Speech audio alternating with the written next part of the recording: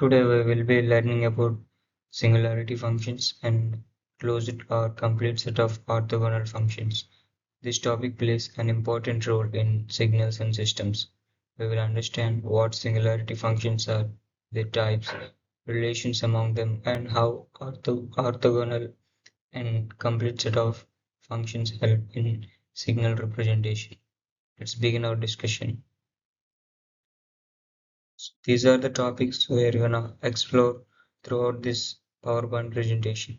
First, we are gonna look into introduction, and then types of singularity functions, and then singularity functions and their relations, closed or complete set of functions, orthogonal functions, examples of orthogonal functions, applications, and finally conclusion.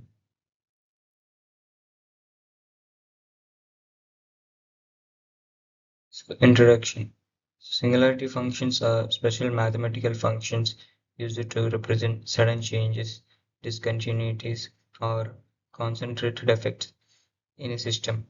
They are widely applied in engineering, physics, and signal analysis to model actions like switching, shocks, or abrupt loads. It is called singularity because the function becomes undefined or infinite at certain points.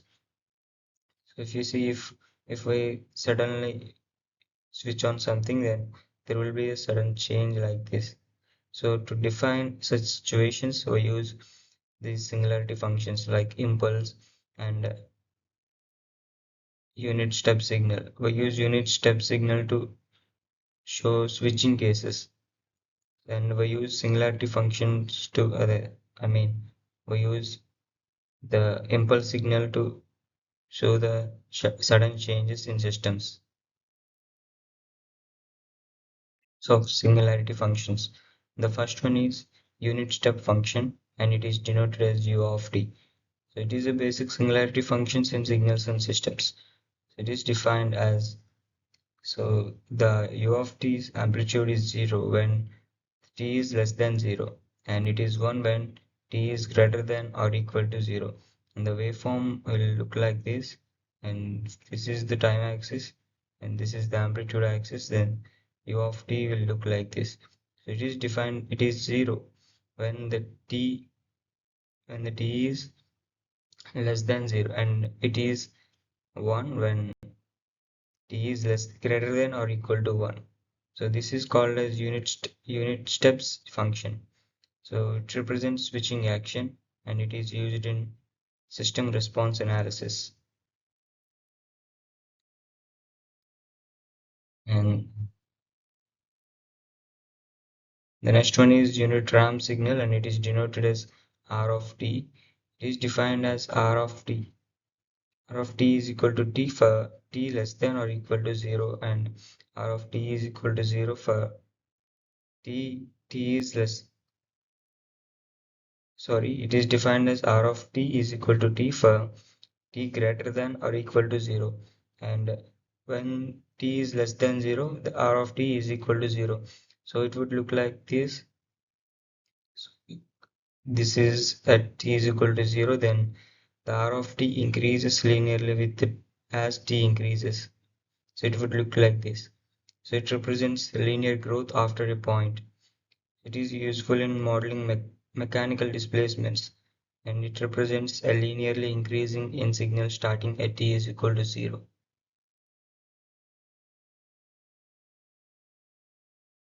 So now we will see unit impulse signals, and this is denoted as del of t. So it is defined as del of t is equal to 0 for all t not is equal to 0, and with integral of del of t dt is equal to 1.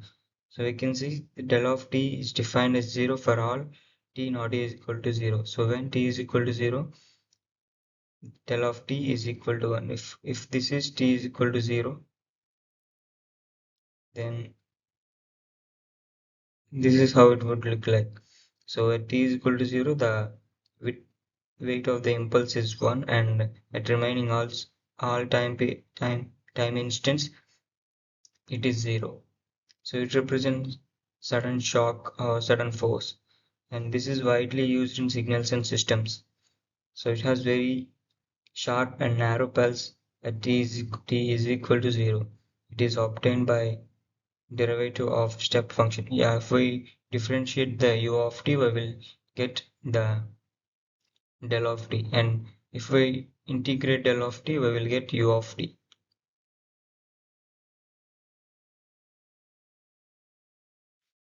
So now we're gonna look into the singularity functions and the relations among them. So if we differentiate u of t, we will get del of t, and if we differentiate r of t, we will get u of t. And another one is if we integrate del of t, we will get u of t.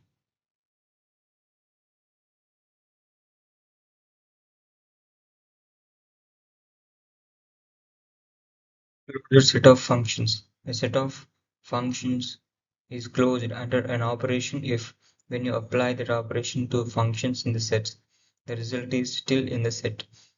So, for example, if you look at Boolean algebra, so we may perform any operation, addition, subtraction, or anything.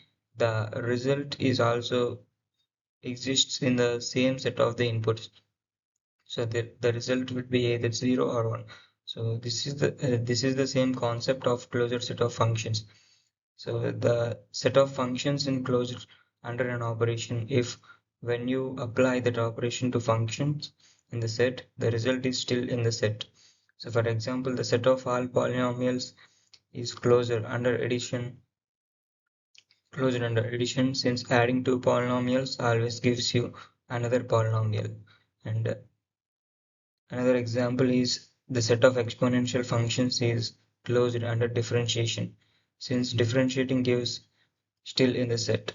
So closure property is nothing but operation doesn't take you outside the set.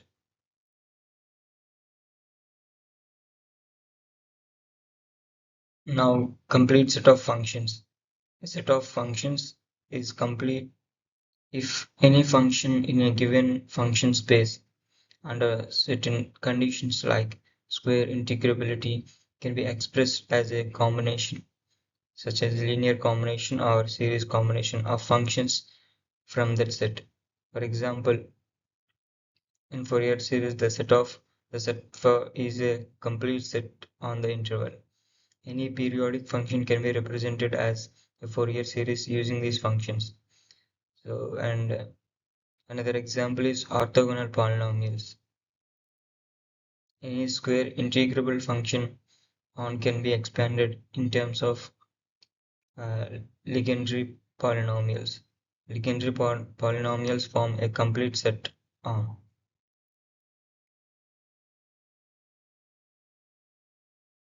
And orthogonal functions. Two functions fx and g of f of x and g of x are orthogonal if there is no any common area between them. I mean, if we integrate the both signals, the product of the signals, we will get 0 over an interval. So on the during that interval, the two signals are said to be orthogonal since they don't have any relation and any dependency between them. So we can take it like a perpendicular vector since those two vectors doesn't have any dependency among them. So this is the basis for Fourier series, and the examples are sine and cosine signals, since sine and cosine signals are totally different to each other. So if we integrate sin x and cos x over an interval, then out the result will be 0 since these both are orthogonal set of signals.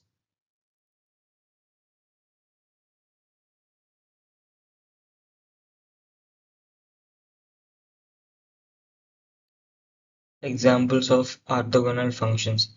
So we have seen how trigonometric functions sine and cosine are orthogonal signals. So they so sine and cosine are orthogonal for same harmonics since both signals are different and even though the harmonics are same, the both signals are orthogonal. And legendary polynomials are also orthogonal functions. And Chebyshev's polynomials, Hermite polynomials, and some exponential functions are orthogonal functions. So if we integrate the both signal, if we integrate the product of the both signals, the result will be zero over and particular time range. So then these signals are orthogonal functions.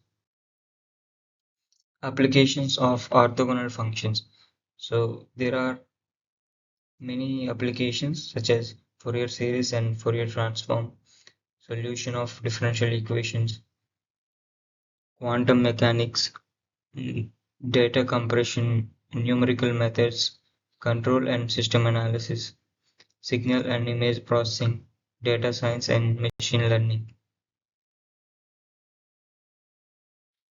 So conclusion, to conclude that singularity functions help to represent discontinuities and impulsive signals in a simple mathematical form. They act as the building blocks for modeling real-world signal like steps, ramps, and impulses. A functions, set of complete functions. The act as building blocks for modeling real-world signals like steps, ramps, and impulses. A complete set of functions ensures that any function can be expressed as a combination of those basis functions. Orthogonal complete sets like sines, cosines, and some polynomials, etc., provide efficient tools for signal representation, analysis, and system solving.